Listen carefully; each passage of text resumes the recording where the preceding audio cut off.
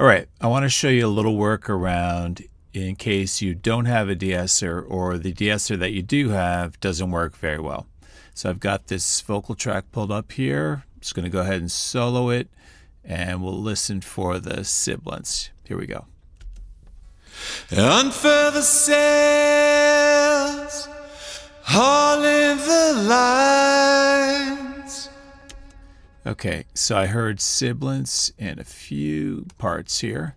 So the first thing that you need to do is just make sure that you've got the track volume selected. So I've gone ahead and selected mixer and track volume. That means we can adjust this envelope here, the volume envelope. And we're going to use our editing pencil, which I've selected at the top right here.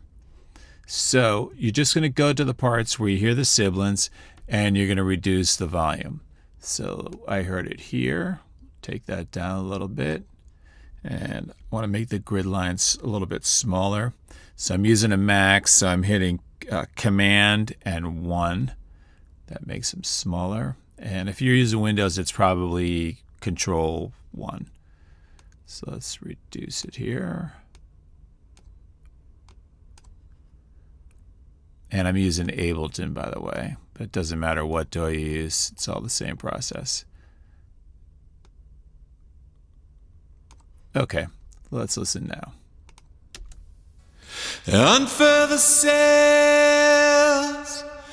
all in the lines. All right, the sibilants is noticeably softer. So I hope you find this helpful. Thanks for watching.